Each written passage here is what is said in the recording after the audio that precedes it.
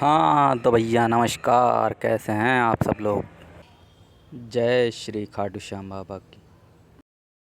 खाटू श्याम जी का असली नाम बर्बरीक है। खाटू श्याम जी घटोत्कच और नाग कन्या मौरवी के पुत्र हैं। पांचों पांडवों में सर्वाधिक बलशाली भीम और उनकी पत्नी हिडिंबा बर्बरीक के दादा दादी थे। वे भीम के पुत्र घटोत्कच के पुत्र थे। बर्बरीक का नाम खाटू श्याम बाबा कैसे पड़ा, आइए इसकी कहानी जानते हैं। खाटू श्याम जी को भगवान श्री कृष्ण के कलयुगी अवतार के रूप में जाना जाता है। वे राजस्थान के सीकर जिले में स्थित खाटू गांव में विराजमान हैं। खाटू श्याम जी की कहानी महाभारत काल से जुड़ी हुई है। बर्बरीक बचपन में एक वीर और तेजस्वी बालक थे। बर्बरीक ने भगवान श्री कृष्ण और अपनी मां मौरवी से युद्ध कला कौशल सीखकर निपुणता प्राप्त कर ली थी। उन्होंने भगवान शिव की आराधना करके उनसे 3 बाण प्राप्त किए थे। इसी कारणवश बर्बरीक का नाम 3 बाणधारी के रूप में भी प्रसिद्ध है। भगवान अग्निदेव ने बर्बरीक को एक दिव्य धनुष दिया था, जिससे वो तीनों लोकों पर विजय प्राप्त करने में समर्थ थे। जब कौरवों पांडवों का युद्ध होने की सूचना बर्बरीक को मिली तो उन्होंने भी युद्ध में भाग लेने का निर्णय लिया। बर्बरीक ने अपनी मां का आशीर्वाद लिया और युद्ध में हारते हुए पक्ष का साथ देने का वचन देकर निकल पड़े। इसी वचन के कारण हारे का सहारा बाबा श्याम हमारा ये बात प्रसिद्ध हुई। जब बर्बरीक जा रहे थे तो उन्हें मार्ग में एक ब्राह्मण मिला। ये ब्राह्मण कोई और नहीं, भगवान श्री कृष्ण थे, जो कि बर्बरीक की परीक्षा लेना चाहते थे। ब्राह्मण बने श्री कृष्ण ने बर्बरीक से प्रश्न किया कि वो मात्र 3 बाण लेकर लड़ने को जा रहा है।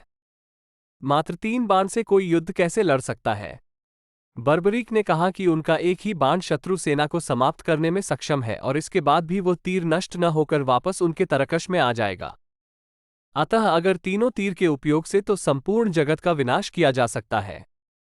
ब्राह्मण ने बर्बरीक से एक पीपल के वृक्ष की ओर इशारा करके कहा कि वो एक बाण से पेड़ के सारे पत्तों को भेद कर दिखाए।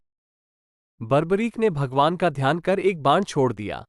उस बाण ने पीपल के सारे पत्तों को छेद दिया और उसके बाद बाण ब्राह्मण बने कृष्ण के पैर के चारों तरफ घूमने लगा। असल में कृष्ण ने एक पत्ता अपने पैर के नीचे छिपा दिया था। बर्बरीक समझ गए कि तीर उसी पत्ते को भेदने के लिए ब्राह्मण के पैर के चक्कर लगा रहा है। बर्बरीक बोले, हे ब्राह्मण, अपना पैर हटा लो, नहीं तो ये आपके पैर को वेध देगा। श्री कृष्ण बर्बरीक के पराक्रम से प्रसन्न हुए। उन्होंने पूछा कि बर्बरीक किस पक्ष की तरफ से युद्ध करेंगे। बर्बरीक बोले कि उन्होंने लड़ने के लिए कोई पक्ष निर्धारित नहीं किया है, वो तो बस अपने वचन अनुसार हारे हुए पक्ष की ओर से लड़ेंगे। श्री कृष्ण ये सुनकर विचारमग्न हो गए, क्योंकि बर्बरीक के इस वचन के बारे में कौरव जानते थे। कौरवों ने योजना बनाई थी कि युद्ध के पहले दिन वो कम सेना के साथ युद्ध करेंगे।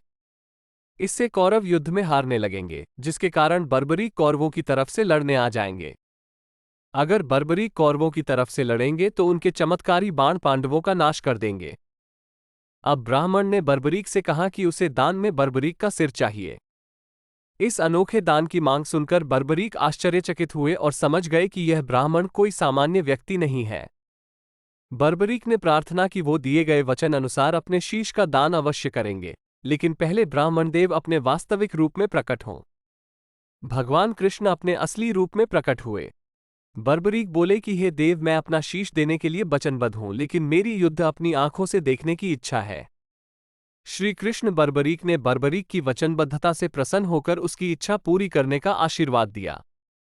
बर्बरीक ने अपना शीश काटकर कृष्ण को दे दिया। श्री कृष्ण ने बर्बरीक के सिर को 14 देवियों के द्वारा अमृत से सींचकर युद्धभूमि के पास एक पहाड़ी पर स्थित कर दिया, जहां से बर्बरीक युद्ध का दृश्य देख सकें। इसके पश्चात कृष्ण ने बर्बरीक के धड़ का शास्त्रोक्त विधि से अंतिम संस्कार कर दिया। महाभारत का महान युद्ध समाप्त हुआ और पांडव विजयी हुए।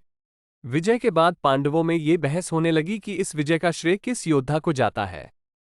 श्री कृष्ण ने कहा, चूंकि बर्बरीक इस युद्ध के साक्षी रहे हैं, अतः इस प्रश्न का उत्तर उन्हीं से जानना चाहिए।